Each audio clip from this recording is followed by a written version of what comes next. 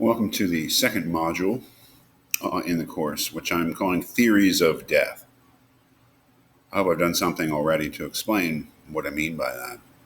That is, theories about what actually happens to us when we die, what death consists of, how to define death, philosophically speaking.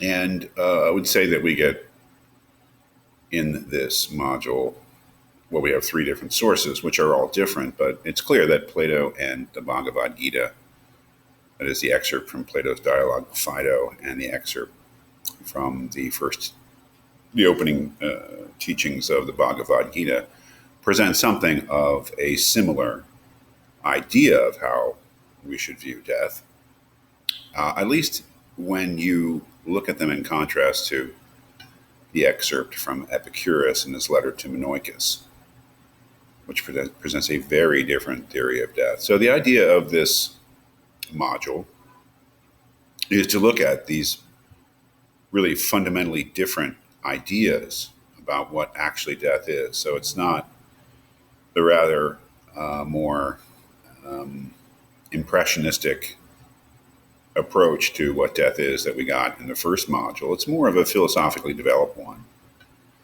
So I think to a certain degree, it's going to take some more attention on your part, to closer reading, to sort of get what these texts are actually saying.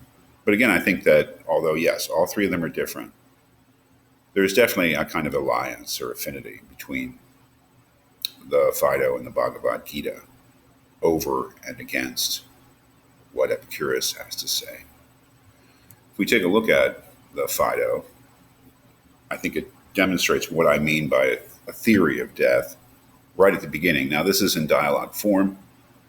So we have Socrates, who is pretty much the leader of the conversation, and then one of his friends.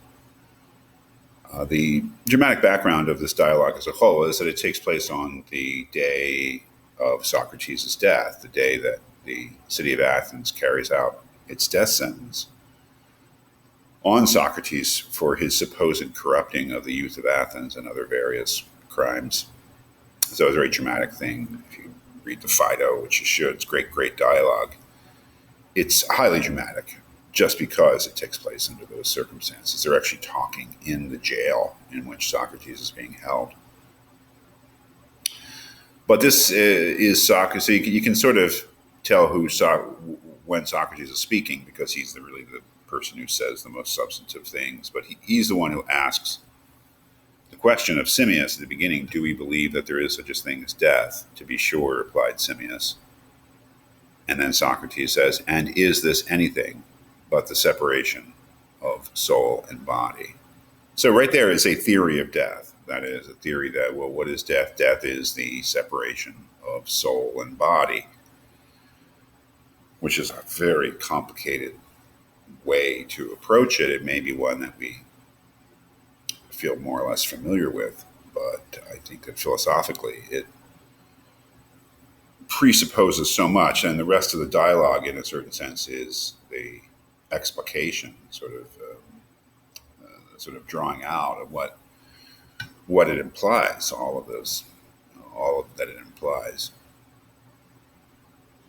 So right there, we have a certain theory of death. Death is the separation of soul and body. And if we read the dialogue as a whole, what we would see is that what Socrates really has to prove at that point is that after this separation, because the body clearly dies, the soul actually can have an independent existence, which is a huge thing to try to prove. And it's one of the reasons that the dialogue is quite difficult as a whole. But if we look in this part of the dialogue, it's not so much that Socrates tries to justify that notion that the soul can have an independent existence.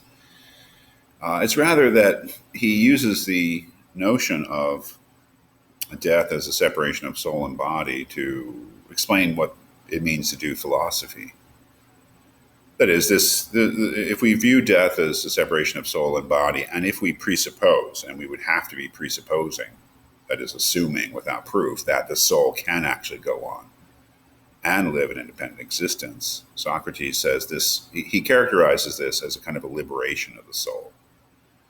That what he describes is that during life, the philosopher who's interested in knowledge has tried to do this separation as much as possible, as much as is possible in life. And why? Well, because he believes, the philosopher, Socrates, describing the philosopher, that it's through the soul, and you got to think of soul as including mind and intellect, that it's through the soul that we get real knowledge, that we have some access to real being and truth, not through the body, which is to say that we do not get our knowledge through the senses, we get it through the intellect, we get it through some sort of other way. And this leads again to all sorts of problems with how to characterize knowledge. But if you see this discussion here on the second page of absolute beauty, absolute justice, absolute good, it leads to this whole Platonic theory of what we call forms, which are these pure ideas which can only be accessed through the mind. So Socrates believes that it's only upon death that when this separation of the soul from the body occurs, that the soul is freed enough from the body and its senses that truth can actually be gotten. That is, in life, the philosopher can get as close as possible to truth, but real truth is only possible after death, and that's because the soul now can see clearly the kind of things that it was studying in life, but hampered by the body. So this leads to the characterization that is very famous from the Phaedo, that philosophy is a kind of a study, preparation for death. That is, the philosopher in life tries to approximate the conditions of death, which is the separation of soul and body, but can't quite do it because the soul is with body in life. So by the end, Socrates can say, let's start right here, then Simmias, as the true philosophers are ever studying death, to them of all men, death is the least terrible. Look at the matter in this way. How inconsistent of them to have been always enemies of the body and wanting to have the soul alone, right? The soul alone so they can see truth. And when this is granted to them, to be trembling and repining instead of rejoicing at their departing to that place where, when they arrive, they hope to gain that which in life they loved, and this was wisdom, and at the same time to be rid of the company of their enemy, and that would be the body. Many a man has been willing to go to the world below in the hope of seeing there an earthly love, or wife, or son, and conversing with them. And will he who is a true lover of wisdom, and is persuaded in like manner, that only in the world below he can worthily enjoy her, still repine at death, will he not depart with joy?